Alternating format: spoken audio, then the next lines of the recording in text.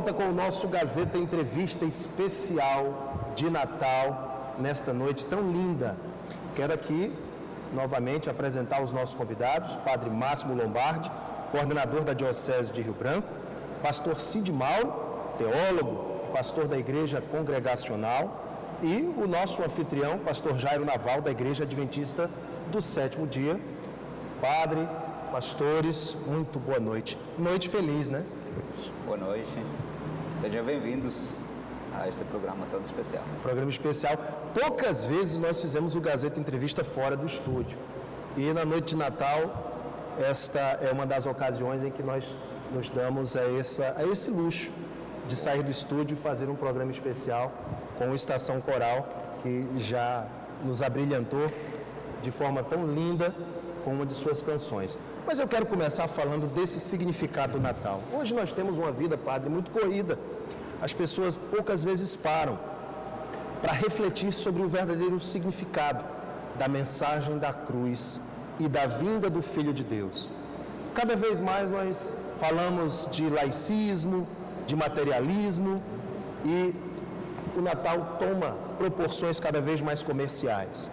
Quero começar aqui com o Padre Máximo. Padre, é importante que pelo menos neste período de Natal, as famílias parem para refletir sobre o significado desta data?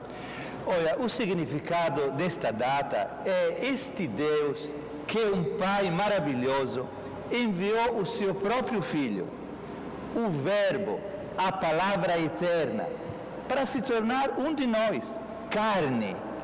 Quer dizer, o mistério do Natal é que a Palavra de Deus se torna carne e habitou e habita no nosso meio.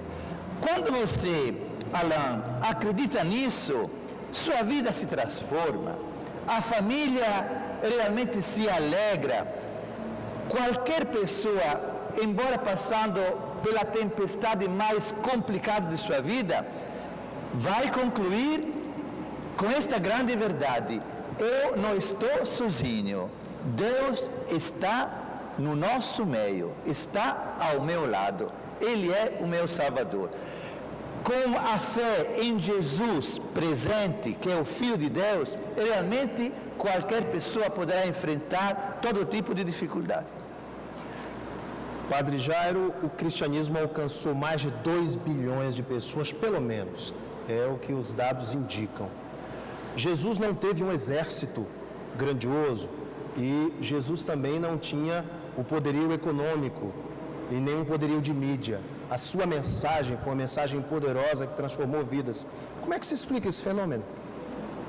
Eu acho que são duas coisas sumamente importantes que ele colocou dentro, talvez para que as pessoas pudessem, se pudesse ser chamado assim, fermentar essa grande quantidade de pessoas. Uma é a esperança para nós como seres humanos e para toda a humanidade, colocada em cada coração, e claro, o maior entre eles é o amor. Então, tudo que ele fez é por amor. E quando nós fazemos as coisas por amor, pode ter certeza que isso vai resultar, né, em abundância.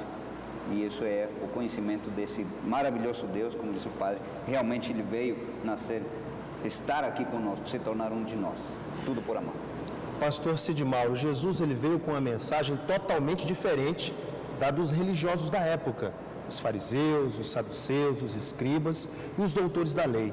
Jesus ele ia ao encontro dos necessitados, ele não apedrejava mulheres pegas em adultério, pelo contrário, pregava o perdão e lhes dizia: não peques mais.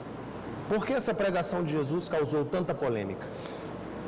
Alain Henrique, uma das coisas mais surpreendentes do cristianismo é essa ideia de que Deus ele é todo graça, é todo perdão.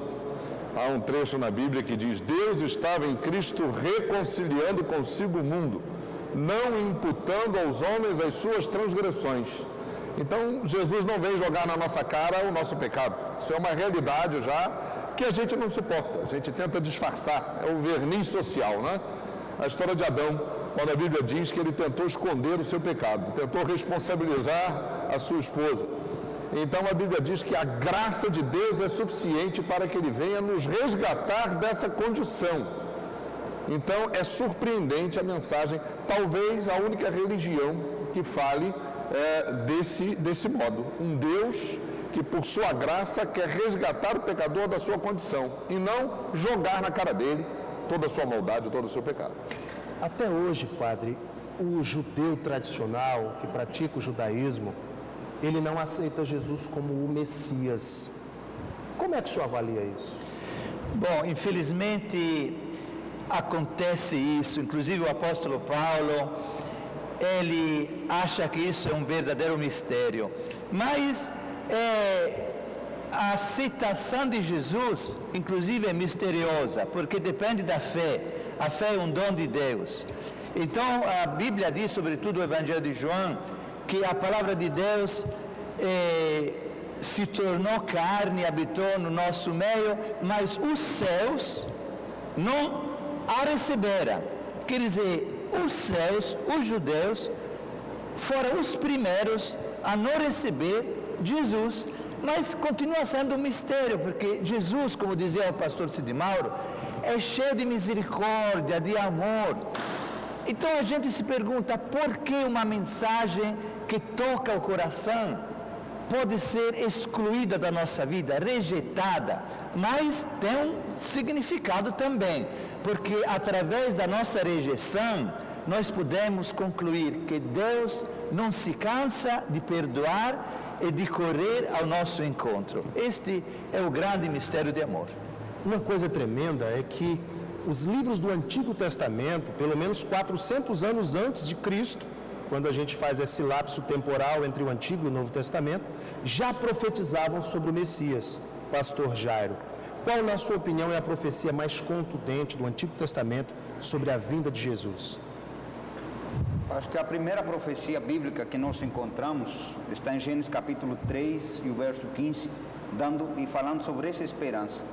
O pastor Cid Mauro, ele mencionava a respeito da queda de Adão e Eva, e Deus traz essa esperança, e vai atrás de Adão e Eva, traz a serpente junto, mas ele disse assim, olha, para a mulher ele disse, nascerá um filho, né, que esmagará a cabeça da serpente. A partir daquele momento já traz uma profecia, dando a esperança para a salvação, o resgate do ser humano. O Evangelho de Mateus, por exemplo, fala que a informação de que Maria estava grávida causou um problema conjugal. O próprio José disse, como é que essa mulher engravidou se eu nem toquei nela? Já o início da história fala de uma situação de perdão, porque José poderia desconfiar da sua esposa. Por que tinha que ser desse jeito, pastor Cid Mauro? É muito interessante. Eu costumo dizer que Maria levou 3 sustos, né? Porque quando Maria entrou no seu aposento, tinha um anjo lá. Primeiro susto. Ninguém entra no aposento e fala, oi anjo, tudo bem? Foi o primeiro susto, né? Aí o anjo falou, Maria, você é a mulher mais importante que existe. Ela falou, eu? Foi o segundo. E quando disse, você vai ganhar um neném, aí foi o terceiro susto, né? E ela ia dizer para José, eu estou grávida pelo Espírito Santo. José, para com isso, Maria, todo mundo sabe como é que alguém engravida, né? Então fica assim bem demarcada a questão da fé, né? Realmente Cristo Jesus é filho de Maria. Maria deu à luz o seu primeiro filho homem, mas foi gerado pelo poder de Deus. Inclusive ela pergunta ao anjo, como é que vai ser isso? E o anjo explica para ela, o poder do Altíssimo te envolverá, esse que você vai gerar é filho de Deus. Então, na verdade, é pela fé, desde o primeiro momento. Maria creu, não é? José creu, por isso que ele não desonrou Maria. Jesus foi chamado filho do carpinteiro, ninguém acreditava. Para com isso, que Maria veio dizer que foi filho do Espírito Santo, isso aí foi que ela adiantou com José, mas pela fé, pela revelação que a gente tem da palavra de Deus, todos eles foram crentes no sentido de crer nessa verdade, né? É o Filho de Deus. E para brilhantar mais ainda essa linda história, nós vamos pedir mais uma canção nas vozes belíssimas do Estação Coral. Vamos lá, gente?